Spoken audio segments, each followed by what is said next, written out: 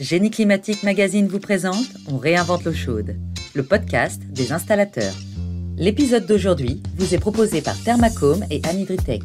Le sol chauffant, rafraîchissant, Thermactive seconde génération débarque pour rafraîchir le tertiaire. C'est l'heure. D'ici quelques mois, les rénovations dans le tertiaire vont s'accélérer avec l'entrée en vigueur du décret tertiaire ou plutôt du dispositif éco-énergie tertiaire et les besoins de chaud ne seront pas la seule préoccupation. Il va aussi falloir penser à ce fameux confort d'été pour éviter la surchauffe dans les bureaux et autres bâtiments recevant du public.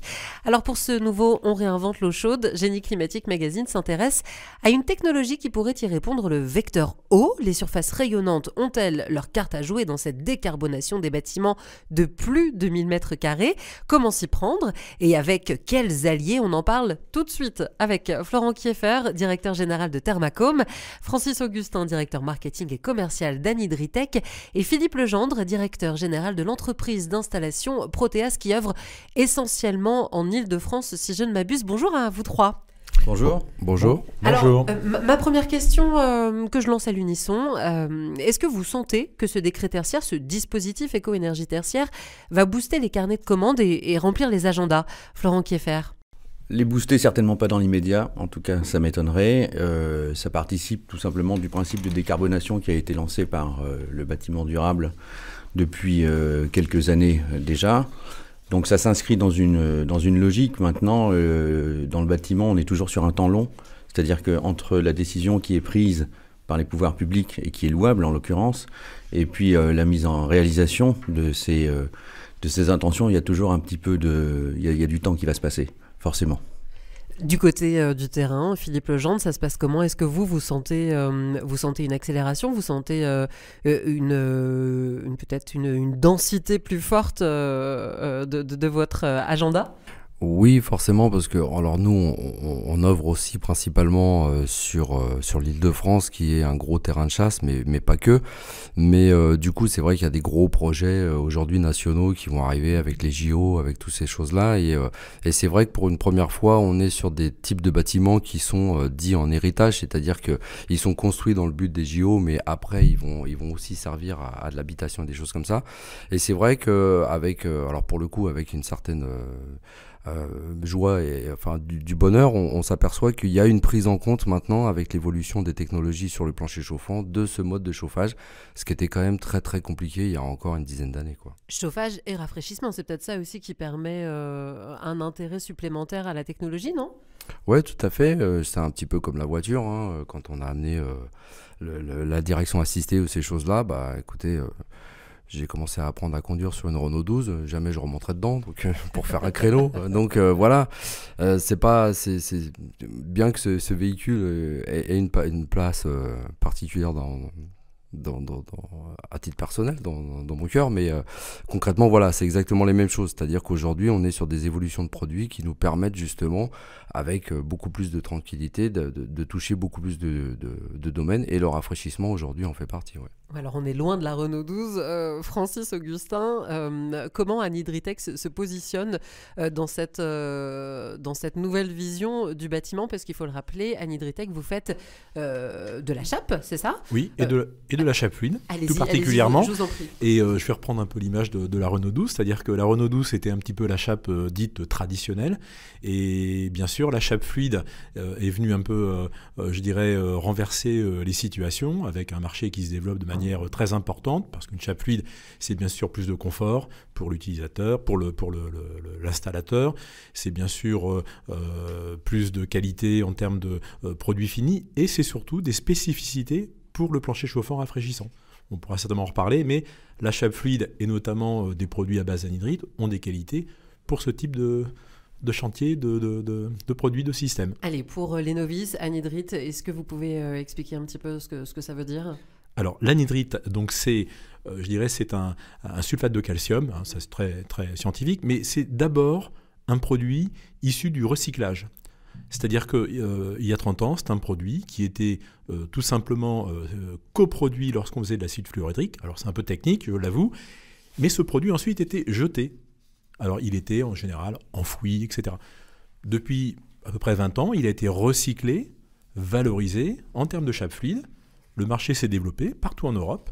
Et donc aujourd'hui, on a un produit qui, à 95% en quantité, est issu du recyclage. Pour compléter, l'anhydrite, contrairement, je dirais, au traditionnel ciment que tout le monde connaît, l'anhydrite est moins connue, mais elle a une des particularités qui est notamment sa conductivité thermique.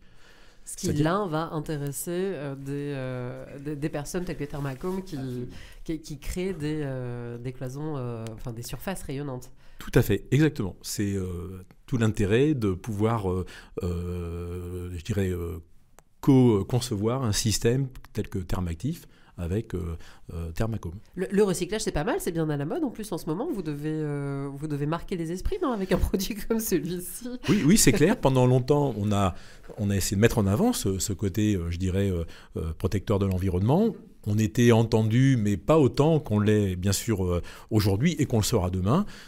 C'est clair, c'est plutôt un avantage important. Et comment est née votre collaboration? Parce qu'il faut le dire, voilà, Thermacome et Anhydritech, vous travaillez un peu main dans la main pour notamment un produit, une solution. Comment cette collaboration a émergé? Racontez-nous un petit peu l'histoire, Florent. Je pense que c'est d'abord une relation humaine. Hein, c'est beau. Oui, je sais. Mais c'est souvent comme ça que ça se passe, en fait. On se connaît avec Francis depuis plusieurs années. On fréquente le même syndicat, Cochébat, qui nous a permis de nous croiser à plusieurs reprises. Et puis, je pense que c'est la volonté de bouger un peu les lignes et d'essayer de faire quelque chose en commun, parce que nous sommes convaincus, je parle en ton nom si tu veux bien, tout à fait, que faire des projets à plusieurs dans un secteur, encore une fois, comme je disais tout à l'heure, qui a des révolutions qui sont un peu lentes, bien que les réglementations thermiques puis RE 2020 aient accéléré quand même les mutations au sein du bâtiment, le fait de pouvoir partager à plusieurs une solution entre industriels donne quand même un certain crédit à la solution, et puis nous a permis de mettre en avant des garanties qui n'existaient pas à l'époque, d'être sur des performances qui étaient à l'époque inégalées également. Et ça fait déjà 8 ans que la petite aventure dure, et ça se passe plutôt pas mal. Ouais, c'est même une belle aventure du coup, 8 ans. Je voudrais qu'on revienne à cette problématique de confort d'été dans l'existant. Comment on peut y répondre, Florent Kieffer, quand on est face à ces enjeux de faire en sorte que les occupants soient bien dans le bâtiment, et puis qu'on ne consomme pas trop non plus d'énergie, puisque c'est ça aussi le nerf de la guerre en ce moment. Mais en fait, vous avez résumé l'équation à laquelle on doit faire face. Et avant même que de parler de rafraîchissement, qui devient effectivement l'élément dimensionnant au sein des bâtiments, pour ce qui concerne le confort thermique tout du moins, je pense que c'est surtout le comportement de l'individu qui doit s'adapter. C'est-à-dire que on va essayer de prendre le fil rouge de la R12, qui n'était pas climatisé, et on ouvrait les fenêtres. On est passé après à, surtout dans le tertiaire, finalement, je peux mettre du froid comme je veux, à l'envie, avec une production infinie d'énergie. C'est-à-dire, si je veux 16 degrés, je vais appuyer 16 et puis je vais avoir froid tout de suite. Et puis ça, c'est quelque part, c'était une touche de modernité. Maintenant, j'espère en tout cas, et de toute façon, on va y aller à cause des enjeux bioclimatiques d'une manière générale, vers quelque chose de plus raisonné qui va demander une adaptation du comportement des individus. Et c'est pour ça que nous, on parle plutôt d'abaissement de température plutôt que de climatisation. On parle de rafraîchissement, et les solutions qu'on propose, effectivement, s'y prêtent. Mais on va être obligé de casser cette habitude de j'appuie sur un bouton et je vais avoir 18 dans la pièce pour après remonter, parce qu'on se rend compte que c'est inconfortable, mais finalement, on a pu tester la technologie, et c'était ça le premier motif de satisfaction. Aujourd'hui, ça va être un peu différent, et puis on va être sur des combinaisons. On peut très bien associer vecteur air et vecteur eau, parce qu'il y a des obligations aussi dans le tertiaire pour le renouvellement de l'air, etc. Donc, il doit participer également à l'abaissement de température, comme les occultants. Oui, c'est en tout. Il faut concevoir la solution. C'est un système qui permet d'abaisser la température, peut-être pas d'une manière immédiate, un peu comme quand on rentre, pour ceux que ça intéresse, dans une église, pour d'autres mœurs dans une cave. Mais c'est cette notion de rafraîchissement qu'il faut avoir en tête. C'est plus un claquement de doigts qui va permettre d'avoir ou froid ou chaud, et puis très froid dans un bureau, parce que moi je préfère avoir très froid, puis dans le bureau d'à côté, non, une autre température. C'est quelque chose de beaucoup plus raisonné. Mais du coup, la pédagogie auprès des occupants, elle ne doit pas être si évidente Elle n'est pas évidente du tout. Ouais. Maintenant, enfin, elle n'est pas évidente. Je vais moduler le propos. Je pense qu'aujourd'hui, la conscience sociétale, on va dire, autour de la préoccupation de l'environnement, du réchauffement climatique, elle est quand même prégnante. Elle est partout. Donc les gens le comprennent. Il y a une maturité qu'il n'y avait pas, ne serait-ce qu'il y a 5-6 ans. Vous partagez cet avis, Philippe Legendre ? Oui, complètement. Je voudrais rajouter un truc sans faire de la démagogie. Je crois que depuis quelques années, on a commencé aussi à écouter, comme disait Florent Kieffer, les occupants, et notamment les femmes. Alors, tant mieux. À un moment donné... Non, mais à un moment donné, on parlait de technique. Alors, c'était un truc réservé. D'ailleurs, on est, hormis vous, on n'est que des hommes autour de la table. On parlait que de technique, et c'était nous qui avions le savoir du bouton plus, moins, etc., etc. Et puis, on vivait avec nos femmes qui, elles, connaissaient rien, qui mettaient ou tout chaud, ou tout froid, etc. Et avec l'avènement des produits techniques, etc., on a commencé à réfléchir sur le bien-être de la maison. Et du coup, je pense que aussi en écoutant cette population, on a, nous aussi, commencé à affiner aussi des technologies pour aller vers le semblant du radiateur, etc., etc. Et ce qui est aussi, ce qui n'est pas non plus négligeable, alors c'est vrai que ça peut faire sourire quand on dit ça, mais c'est aussi important, c'est-à-dire qu'on ramène aussi une espèce de... On parlait d'un événement sociétal avec l'environnement qui nous impose, mais aussi on essaye de vivre aussi en harmonie avec tout ça. Et le fait est qu'on puisse partager une ambiance thermique au même titre qu'une ambiance de lumière, de choses comme ça, ou de musique, ou choses comme ça, avec les gens avec qui l'on vit, c'est plutôt quand même agréable. Ce produit-là, il s'inscrit complètement dans cette logique-là, et c'est pas dénué de sens, ou à défaut de dire qu'en fait, on prend en compte aussi la vie des gens. Ce qui sera d'autant plus important, c'est que, comme l'a parlé Florent, il y a l'aspect climatique, mais on a aussi l'aspect maintenant microbiotique, puisque on est passé des bureaux à la maison, et qu'il va falloir aussi trouver des espaces, trouver des ambiances, trouver tout ce genre de choses. Donc voilà, c'est véritablement ce produit-là, c'est un produit qui s'inscrit complètement, je crois, dans la modernité, dans le progrès sur le chantier. Alors comme le disait, c'est des changements qui sont lents, mais à l'échelle technique, je pense que c'est quelque chose qui a été quand même assez rapide. 8 ans, c'est peanuts. Alors ce produit dont vous parlez, c'est le fameux Thermactif qui en est à sa 2e version, si je ne dis pas de bêtises, là, qui sort ou qui vient de sortir. Est-ce que, messieurs, Florent Kieffer, Francis Augustin, vous pouvez nous expliquer ce que c'est ce Thermactif ? Est-ce que justement il a toute sa place en rénovation dans le tertiaire ? Est-ce qu'il s'inscrit aussi dans la RE 2020 ? Pourquoi pas, hein, parce qu'il y a aussi du boulot de ce côté-là. Voilà, comment ça fonctionne et pourquoi Philippe Legendre semble être si amoureux de ce produit-là ? Alors le Thermactif seconde génération, d'abord c'est la suite du Thermactif première génération, donc qui a déjà 8 ans, avec un système qui initialement était très ciblé sur le non résidentiel, avec beaucoup de projets de chantier qui ont été réalisés, que ce soit dans les domaines de la santé, les EHPAD, les crèches, mais aussi dans des bureaux, dans des mairies, dans des gendarmeries, enfin tout type de non résidentiel. Avec le Thermactif 2, on a voulu, en fait, par rapport, je dirais, aux éléments de base historiques, on a voulu y adjoindre une capacité à adresser plusieurs segments. Donc, a-t-il sa place dans la rénovation ? Oui. On est passé du Thermactif avec une seule offre, une seule solution, à 4 solutions. Une solution dite expert, justement, qui est la solution historique du non-résidentiel, une solution essentielle pour la maison individuelle, et nous avons une solution slim, pour tout ce qui est le logement collectif et la rénovation, et également une solution silence pour l'acoustique, collectif ou autre bâtiment, on a besoin d'affaiblissement acoustique. Alors oui, il a sa place dans la rénovation, c'est clair, avec un système, le système est d'une épaisseur, je pense, c'est très technique, mais de 41 mm. C'est très important. Tout à fait, donc isolant, chape comprise. Donc effectivement, on est dans des solutions qui permettent de faire de la rénovation in situ sans modifier les structures du bâti, etc. Oui, quasi invisible. Et est-ce que ces solutions répondent aussi aux problématiques de rafraîchissement ? Là, il faut peut-être voir du côté du générateur, j'imagine, d'énergie, non ?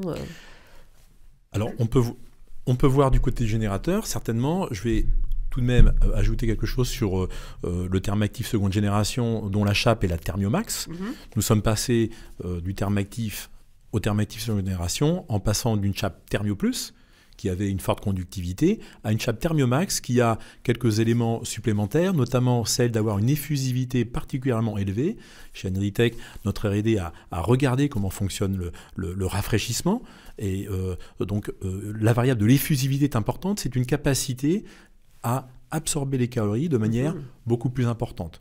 Donc, on a cherché à augmenter cette effusivité et aussi à diminuer l'épaisseur de la chape, de telle sorte qu'effectivement, on ait une réactivité pour être notamment en confort toute saison. Ouais.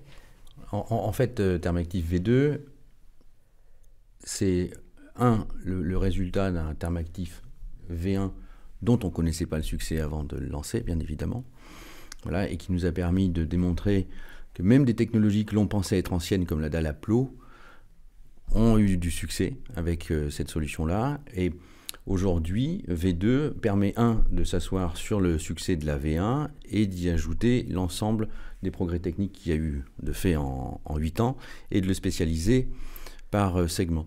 Et justement, le rafraîchissement ou l'abaissement de température marche très bien avec cette solution-là pour les raisons techniques que vient d'évoquer Francis, mais également amène un minimum d'inertie, c'est-à-dire que c'est un système qui ne va pas réagir trop rapidement, et c'est ça qui va aussi contribuer au confort. Bien sûr. Ça évite le coup de froid, ça évite ça évite les changements de température intempestifs, où on est tout le temps en train de régler, parce qu'on ne sait pas exactement quelle est la bonne température, puis on finit la journée, on a beaucoup trop chaud, mais on s'en rend plus compte parce qu'on s'est habitué. Là, on a un système, grâce à la chape d'ailleurs, qui va amener un volume thermique soit à chauffer, soit à rafraîchir, et qui va donner aussi, qui va participer activement à ce confort. Mais alors sur le terrain, Philippe Legendre, ça se passe comment quand vous posez des solutions type Thermactif ? Parce qu'il faut le dire, vous êtes chez Proteas, vous êtes habitué de cette solution. Ouais.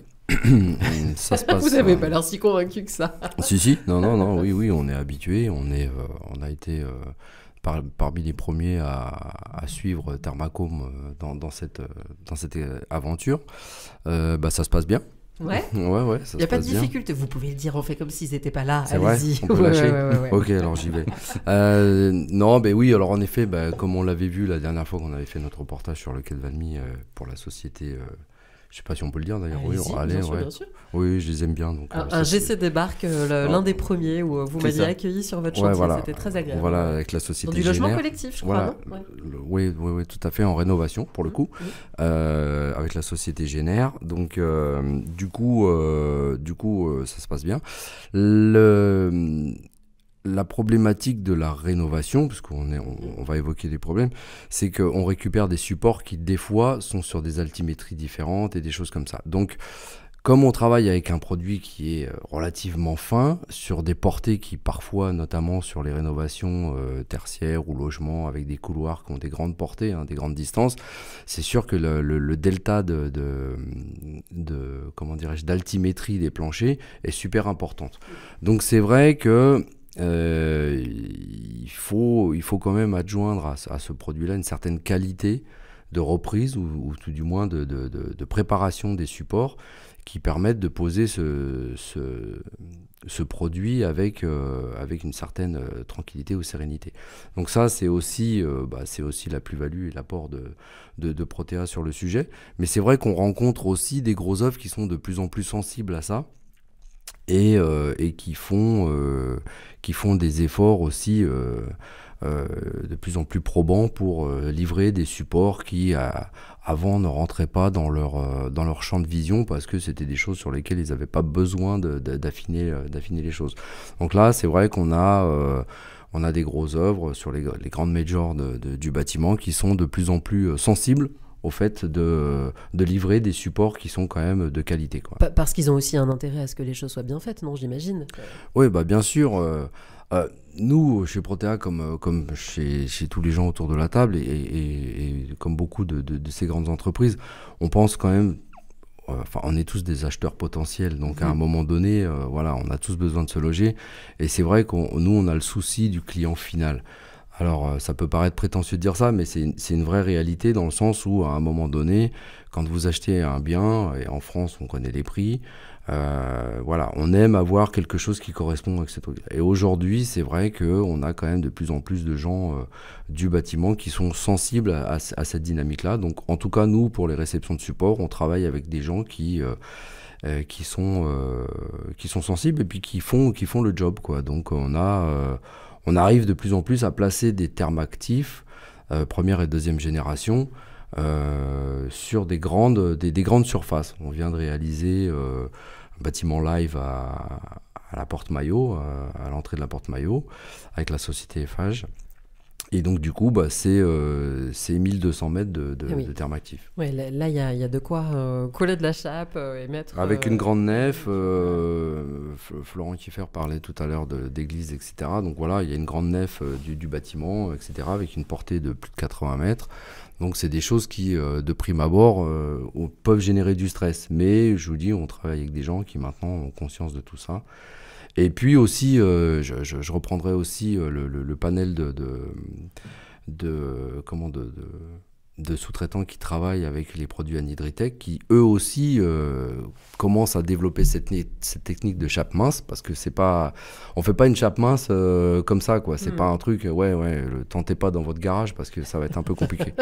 Mais on a des professionnels qui sont de plus en plus aguerris et sensibles à ce genre de choses et qui maîtrisent maintenant les sujets plutôt très très bien, donc c'est assez encourageant aussi. C'est difficile de trouver des chapistes qui veulent bien travailler avec vous, parce qu'on parle tout le temps des installateurs, mais là pour le coup il faut aussi... c'est bien. Vous avez raison, mais là il faut aussi des chapistes, un deuxième corps de métier, des chapistes qui sont prêts à poser des technologies aussi fines et aussi précises. Alors c'est une profession, le chapiste fluide, qui se développe en même temps que la chape se développe. Alors effectivement, je dirais comme pour tout produit, il y a des chapistes qui sont plutôt spécialisés, par exemple dans le non-résidentiel ou pour les produits très techniques.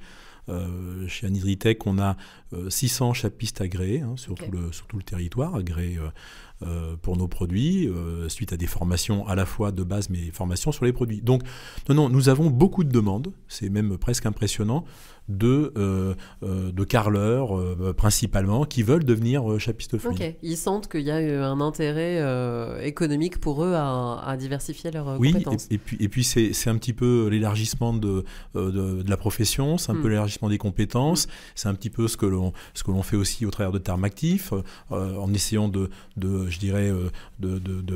rassembler les compétences, rassembler les bénéfices, les savoirs. Et je crois qu'il en est de même pour la profession.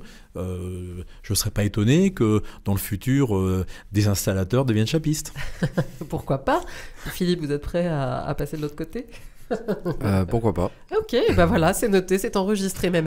Alors il y a quand même, vous n'êtes pas sans savoir, il y a quand même un climat un petit peu particulier actuellement, suite au Covid. Ensuite on a eu, et on a toujours cette guerre en Ukraine qui peut compliquer les affaires. Comment ça se passe quand on est industriel à l'heure actuelle et qu'on essaie de travailler tant bien que mal, qu'on essaie de livrer des produits et qu'on essaie de faire avancer les chantiers ? Florent Kieffer. 2 mots. Oui. Très compliqué. Bah oui, j'imagine. En fait, c'est très compliqué parce que on est. Je reprends l'image du temps long dans le bâtiment. Les contrats, en fait, sont à l'image de cette particularité du bâtiment. C'est-à-dire que les contrats sont sur le temps long. On peut très bien décider, faire un devis 1 an et demi avant la réalisation des travaux, avec un maintien des prix. Je pense que vous avez entendu parler de ces fameuses formules de révision qui n'existent pas et que l'on demande assez régulièrement, en tout cas au niveau des actions des syndicats professionnels. Et ça, c'est ça qui pose problème en fait. C'est qu'aujourd'hui, en fait, on a une chaîne qui est mise sous contrainte. Alors, c'est chez le particulier ou chez la maîtrise d'œuvre, mais chez l'installateur, chez nous qui agrégeons, comme certainement chez Francis, on est aujourd'hui soumis à des variations de prix qui sont extrêmement importantes, rapides, c'est-à-dire que tous les mois on a des hausses de prix en ce moment, et qui profitent à une toute petite partie. Et malheureusement, ça met de la tension dans nos relations aujourd'hui. Parce que les gens ne comprennent plus. Et puis il y a une forme de lassitude. Et puis vous augmentez 1 fois, 2 fois, 3 fois, 4 fois dans l'année, alors qu'on est normalement sur des tarifs annuels avec des révisions, on va dire, gentilles. 1%, 2%. Aujourd'hui, on parle de 10%, 8% tous les 2, 3, 4 mois. Donc ça a perturbé complètement la filière. Et puis, autant sur les premières augmentations, c'est-à-dire pendant la période Covid, enfin juste après, la période Covid, en fait, il y a eu un phénomène de reprise mondiale. D'accord ? Donc en fait, la demande était supérieure à l'offre et on était dans une mécanique classique d'augmentation des prix. Oui. Le marché était tiré, donc pas de problème. Là, il y avait, même si personne n'est d'accord sur une augmentation, tout le monde la comprenait en fait. Aujourd'hui, on a une crise ukrainienne qui sert de prétexte, en partie, à ces augmentations et plus personne ne comprend. Alors, il y a qu'un seul, pour moi, il y a qu'un seul indicateur qui a expliqué un peu ça, c'est le prix à la pompe. Voilà, on ne discute pas trop avec son pompiste pour dire non, je ne vais peut-être pas l'acheter à ce prix-là. Et en fait, tout ce qui est dérivé de la pétrochimie, au sens premier du terme, a flambé. Et derrière, en fait, on a tout un tas de matières qui en subissent les répercussions. Et effectivement, il y a certainement, quelque part, des transformateurs de ces produits qui tirent bien leur épingle du jeu. Il y a certaines entreprises aujourd'hui qui annoncent des profits records. Je ne les citerai pas, mais tout le monde les connaît. Ce n'est pas le cas de tous ceux qui exploitent ces matières-là derrière. Et encore une fois, c'est extrêmement pénalisant pour les relations entre nous. Que ce soit, encore une fois, au niveau des installateurs d'une manière générale, le particulier qui va acheter sa maison, qui la voit revalorisée de 20%, donc c'est 20 000 €, il ne peut pas aller chez son banquier chercher un crédit complémentaire. Enfin, ça désorganise quand même énormément, ça crée beaucoup de tensions. Philippe Legendre, vous ressentez également cette tension ? Oui, clairement.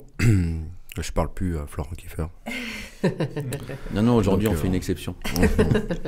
Non, mais oui, concrètement, oui, c'est vrai, on a cette tension-là, parce que comme le disait Florent, on a un chantier dans le tertiaire classique, c'est 1 an et demi à 2 ans, c'est du contrat jusqu'à la livraison, je parle pour nos ouvrages. Donc on a des gens qui sont, on a affaire aussi à une population d'acheteurs. Donc heureusement qu'on a un capital confiance qui fait qu'aujourd'hui, moi j'ai des clients qui sont aujourd'hui prêts à entendre, prêts à discuter, qui comprennent la situation, mais en effet ça finit par devenir compliqué pour eux aussi, pour tout le monde en fait. Au début on a tous fait le jeu des marges, etc. Mais bon voilà, les marges en France c'est pas les trucs les plus... voilà. En tout cas dans le bâtiment, en tout cas à notre niveau. Donc du coup, c'est vrai qu'à un moment donné, on commence à se regarder un petit peu et on rentre plus dans de la négociation, on rentre un peu dans de la survie des fois. Et on est obligé là de faire appel à autre chose que la dynamique commerciale, que tout ça. Et comme le disaient Florent et Francis tout à l'heure, on rentre dans la partie relationnelle humaine. C'est si vous avez des attaches avec les gens, voilà. Moi, chez Protea, on considère qu'un partenaire, c'est pas juste quelqu'un qui est juste là pour les lauriers et quand ça va bien. C'est avant tout un partenaire, c'est quand ça va mal. C'est là où on voit ses amis et puis ses partenaires, quoi. C'est quand c'est compliqué. Donc aujourd'hui, je le dis très tranquillement entre nous. Personne n'entend, donc on est, oui, j'ai des vrais partenaires avec moi. Donc, et tant mieux, si vous pouvez compter sur eux, c'est une bonne chose. Mais à un moment donné, il va falloir qu'ils arrêtent la guerre en Ukraine. Oui, voilà, c'est ça. Voilà, rapidement. Donc, allez, on essaye de voir un petit peu plus loin, l'horizon se dégage et ce sera ma dernière question à tous les trois messieurs. Comment vous imaginez le bâtiment tertiaire de demain avec cette problématique de rafraîchissement ? C'est quoi pour vous le top du top du bâtiment qui reçoit du public dans un avenir plus ou moins proche, hein. Rêvons un peu et projetons-nous, voilà. Qu'est-ce que vous espérez, qu'est-ce que vous imaginez ?